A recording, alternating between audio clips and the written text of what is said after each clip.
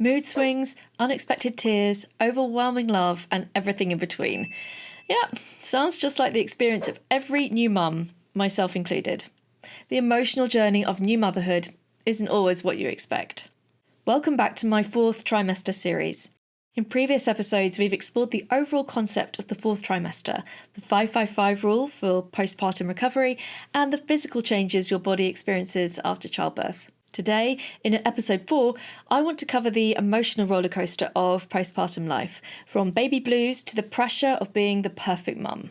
And if you stick around until the end, I'll share some practical strategies to support your mental well-being during this transformative time. During pregnancy, you may have heard of baby blues being described vaguely as feeling emotional. That's not very helpful, is it? After all, pregnancy hormones aren't exactly a walk in the park. With up to 80% of new mothers experiencing the baby blues, depending on which study you read, it's about time we really understood what's going on here. Well, baby blues are a period of emotional sensitivity that typically begins 2 to 3 days after giving birth and can last up to 2 weeks. If you're experiencing mood swings, unexpected tearfulness, anxiety, or difficulty sleeping, you're probably experiencing the baby blues. It's your body's completely normal response to the dramatic hormonal changes happening after birth, which I'll talk more about later. Now, it's crucial to understand the difference between baby blues and postpartum depression, or PPD. While baby blues are short-lived, PPD is a more serious condition that affects about 1 in 7 women. That's 14% of new mums. PPD can develop any time within the first year after birth and last longer than 2 weeks. Symptoms are more severe and can include persistent sadness, extreme mood swings, difficulty bonding with your baby, and in some cases, thoughts of harming yourself or your baby. I've done a whole video on PPD, which you can find here, and I'll link in the description, but I can't stress enough how important it is to recognise and address PPD early. I'll go through when to seek professional help at the end of this video, but please remember PPD is a medical condition, not a reflection on your abilities as a mother. Interestingly, partners aren't immune to postpartum mood disorders either.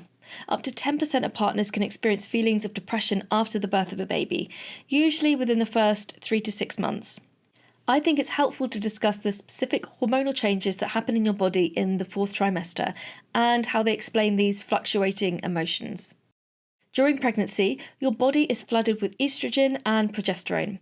These hormones reach their peak in the third trimester, and they're partly responsible for that pregnancy glow everyone talks about.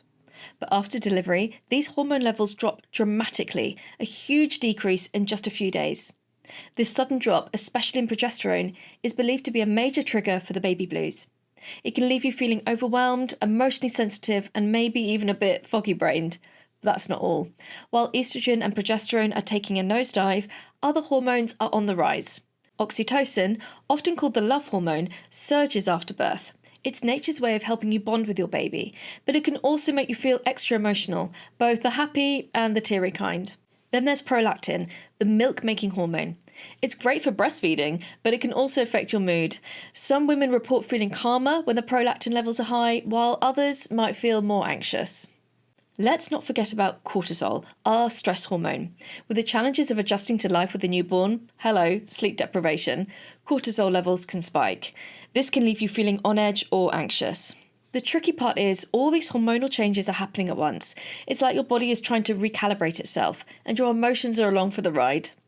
One moment, you might feel overwhelming love for your baby, and the next you're in tears because you can't find matching socks. Now that we understand the hormonal backdrop, let's talk about some common emotional experiences in the fourth trimester. First up, let's address the elephant in the room, the overwhelming pressure to be the perfect mum. In today's world of carefully curated social media feeds, it's easy to fall into the comparison trap. You might see other mums who seem to have it all together, with their matching outfits and spotless homes. But remember, social media is often just a highlight reel. Behind those perfect posts are probably plenty of spit-up stains and sleepless nights. Cultural expectations can also pile on the pressure. Whether it's well-meaning advice from relatives or societal norms about what motherhood should look like, these expectations can leave you feeling like you're constantly feeling short. By the way, if no one told you yet, there's no such thing as the perfect mum. Next, let's talk about the massive identity shift that comes with becoming a parent.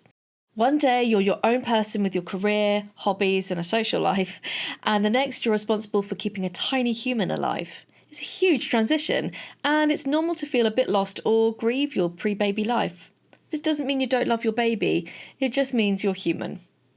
Relationships often change too, especially with your partner.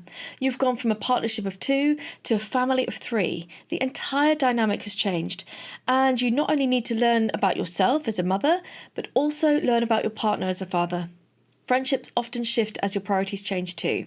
It's very common to feel a bit disconnected from your mates for a while, but close friends, especially those who are parents, will accept and understand this. No new mum is a stranger to sleep deprivation. Trying to sleep when you're heavily pregnant wasn't exactly easy anyway. I'm afraid it kind of goes downhill a bit from here. The effects of a lack of sleep on your mood and mental health can't be overstated. When you're exhausted, everything feels harder. And that sharp drop of estrogen and progesterone after birth doesn't help. Your emotional regulation takes a hit, making it easier to snap at your partner or burst into tears over spilled breast milk. Sleep deprivation and mood swings can create a vicious cycle.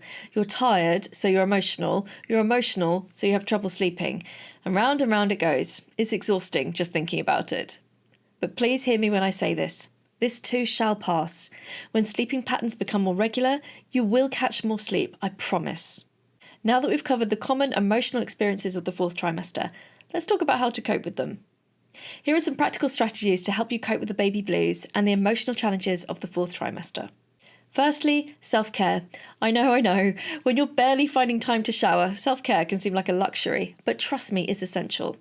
Taking even a few minutes for yourself can make a world of difference. Remember when we talked about this in the last episode when we discussed physical recovery? Even 5 minutes of mindfulness or breathing exercises can help reset your mood. Self-care isn't selfish. It's entirely necessary for your sanity. Next, there's sleep management. Now, I hate to break it to you, but babies don't come with an internal clock. In the 4th trimester, their sleep patterns are all over the place, but that doesn't mean you can't strategize. Try sleeping when the baby sleeps. Yes, even if it's 2 p.m. and the dishes are piling up. The dishes can wait, your mental health cannot. Healthy lifestyle choices can also play a big role in managing your emotions. Nutrition is key. Your body needs fuel to recover and cope with the demands of new parenthood. Try to eat regular, balanced meals when you can. And while it might be the last thing on your mind, gentle exercise can be a mood booster. Even a stroll with a pram can help. After the first couple of weeks rest, you need to try and avoid isolation. Stay connected with friends and family, even if it's just a quick text or a video call. Join a local parents group or an online community. Remember, it takes a village, and sometimes that village is virtual. Speaking of support, your partner should be your teammate in this journey. Communication is key. Be honest about how you're feeling and what you need. Don't expect them to read your mind. Trust me, they can't. Ask for help from family and friends. They may be expecting your call. Whether you ask them to help with household chores or just lend an ear, most people are happy to support new parents. And try to think of it as delegating. Accepting help doesn't make you less of a parent, it makes you a smart one. Try to connect with other new parents too. They're in the trenches with you and are the only ones up at 4 a.m. on their phones, happy to text back and forth about how to use a nasal aspirator or which brand of nappies is truly leak-proof. My NCT friends were a lifeline, and we got each other through many ups and downs in those first few months. While we've talked about how baby blues are common and usually resolve on their own within a couple of weeks, I want to acknowledge something important. Knowing this doesn't make it easier when you're in the thick of it. When you're experiencing those intense emotions, that rational understanding can feel very far away.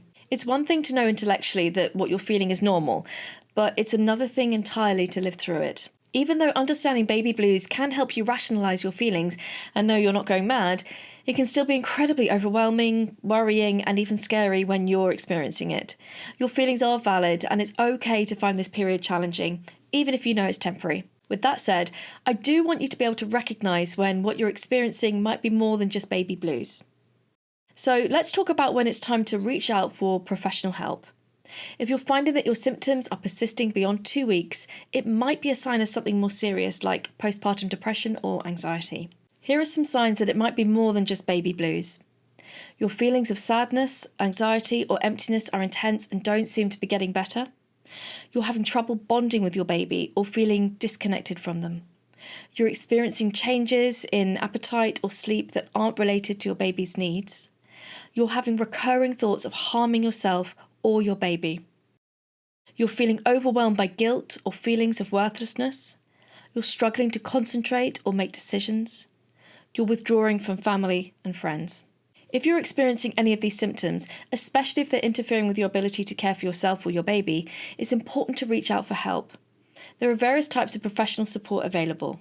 Usually your first stop is to talk to your doctor or your GP, but there are plenty of other healthcare professionals who can help you as well, so make sure you speak to your doctor to get some advice on this. There are various types of professional support available. Your GP or obstetrician, psychologists or counsellors, psychiatrists, postpartum support groups, postpartum doulas, online therapy platforms. Remember, postpartum mood disorders are common and treatable. Your health and well-being are crucial, not just for you, but for your baby too. Seeking help is absolutely not a sign of weakness. It's a sign of strength and good parenting. You don't get a prize for doing it all on your own.